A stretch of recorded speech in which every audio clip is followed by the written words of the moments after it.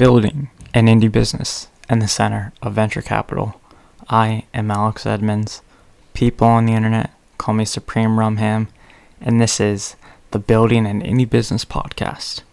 Okay, today I'm taking this episode out of the vault of potential episodes that I've had for a really long time. Out of the box growth methods for your podcast. Okay, so I compiled 10 methods that you've never heard of, and now you will hear about them. I don't know if any of them work, but maybe you listen to one, you try one, and if it works, tell me. If it doesn't, tell me still, and then work on the other 9, and we'll see how it goes. Okay, so let's get into it. Method number 1, auctions. You can sell your cover art and maybe sell it in pieces. So maybe you have 100 pixels. You sell it pixel by pixel, and that way people will promote your podcast. They'll be like, hey, I have a pixel on this cover art, check out this podcast, it's pretty cool, right? And that way you're generating income with your cover art, and just the sale alone, or the auction alone, will generate buzz because that's really unique. I've never heard of that, right? And then also, you can auction off your byline. So the hosted byline, you can auction that off, be sponsored by blank, and whoever buys that section, you put it sponsored by aerodrawings.net, something like that. Okay.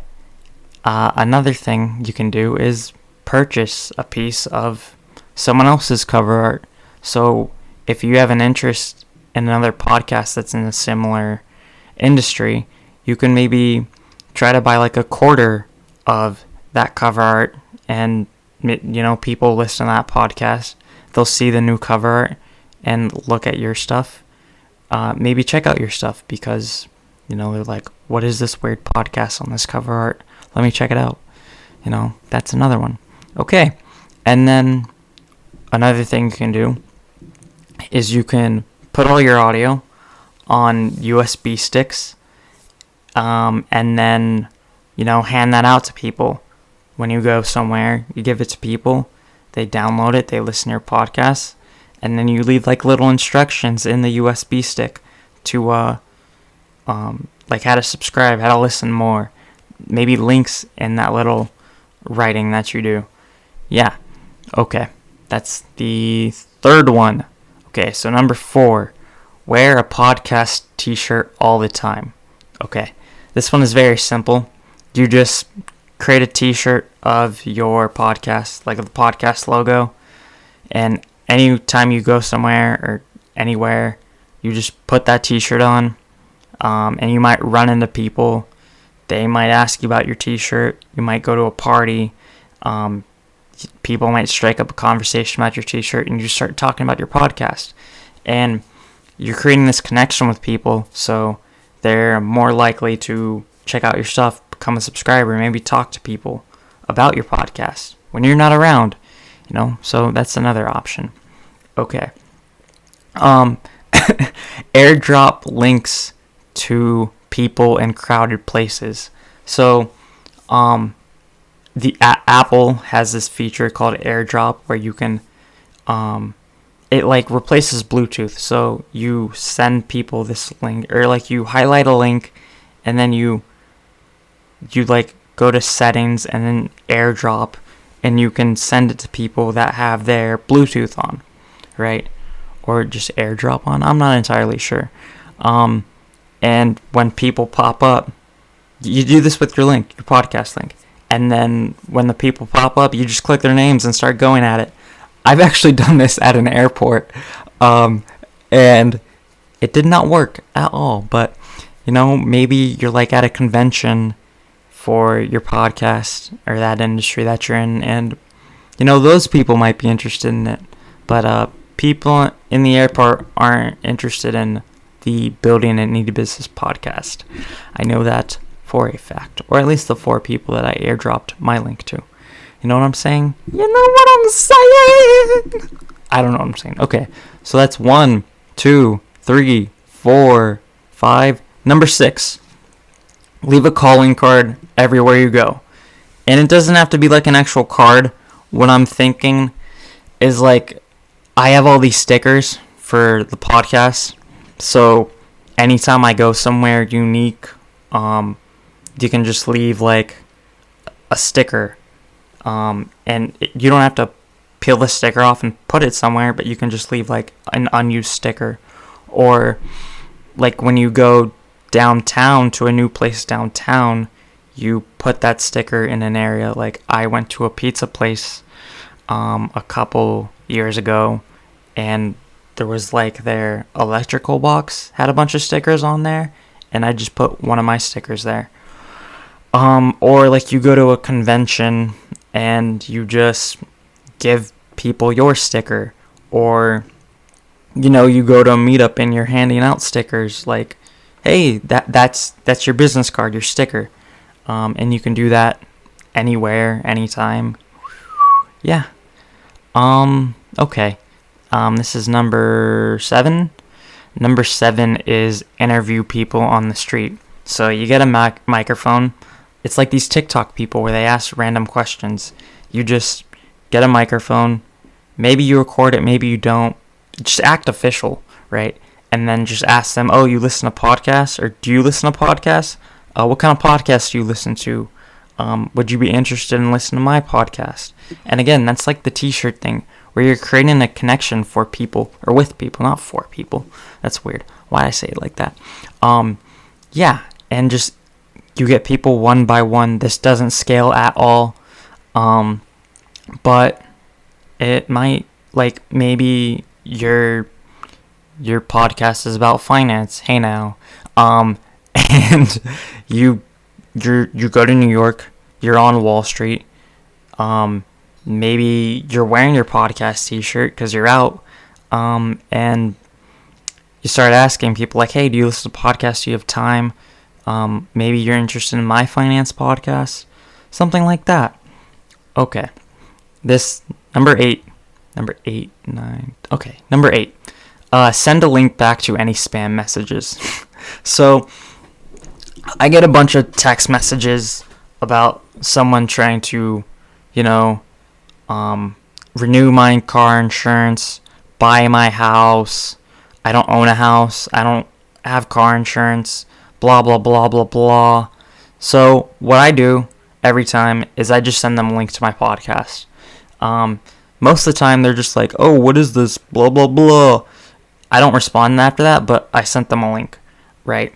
So maybe you can do this in other platforms, like anytime someone on LinkedIn spams you, anytime someone sends you their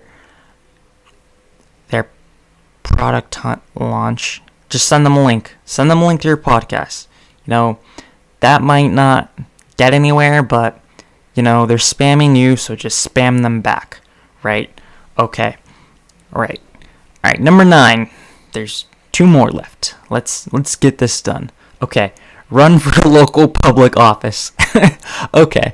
So, in California, there was an election to vote if you wanted to recall the governor, right? And I got my ballot, and there were like, 20 candidates, and it listed their occupation. And I saw one kid was running, like a student, but there was this one guy. I don't remember his name at all, but it said he was a podcaster. And I don't know if, I don't remember if it had like the name of his podcast, but maybe, you put the name of your podcast on the ballot, or you run for public office, you put your name on the ballot, and in the description somewhere, you put a link to your podcast, or just like say your podcast in your ballot description. And people will check that out, because like now you're running for public office, you're a public figure, and California has 35 million people in the state last time I checked. Let's say 20 million of those people vote. That's 20 million eyeballs on the name of your podcast. you're bound to get some people to check that out. Let's say that's 1 million, maybe less. Like, that's still good numbers. Dude, there's like 20,000 people that have downloaded this podcast total. So, like, to have 1 million eyeballs on the podcast going to the website, that'd probably crash the website. Like, that's not a bad idea, and it's not hard or difficult, or you don't even really have to do anything. Just fill out a form probably, and you're golden. Do you even want to check that out, how to run for public office? Yeah, let's look it up. I'm going to do it in private browser so I don't get weird ads. How to run for local government. Let's do this. Okay, how to run for local government. Runforyouroffice.org. So you want to run for your local office. Deciding to run, getting started, 350 plus travel, funding a campaign, knock on doors, learning the ropes. Do you have insurance? Do you need insurance to run for? Checking your home auto about your coverage if you were to run for or serve in a public, usually someone running in a small local election who isn't a career politician will have libel slander. Okay. Yeah, you don't need to do any of that. Just I'm not going to give you advice about how to run for office, but look into it because it's not difficult. You don't even have to run for like something that would have a ballot. Just run for something super local, like your HOA president, and that way people in your local area will listen to your podcast. And if you start a local business, bam, people will support you because they know who you are, right? It's just about that snowball effect. One little snowflake, then another one, and another one, and then it gets this huge snowball, right? Okay, now, number 10. Okay, so you have your podcast website, and, your podcast is about finance. And then you start researching expired domains. And then you run into an expired domain that's kind of related to your subject matter. Let's say it's mypersonalfinanceinfo.com. And your podcast is about personal finance in some way, shape, or form. You can have your new expired domain with a high domain authority link back to your old website, and that way you'll rank higher in Google. People will start clicking on your podcast content and you'll get more views. That is number 10.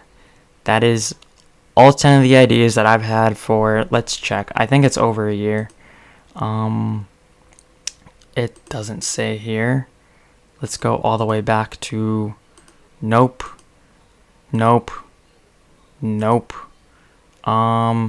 It might be on my phone. Where's my phone? Let's check. You don't have to listen to this part, but I'm doing it for fun because I am just recording podcasts today. So yeah, let me check history.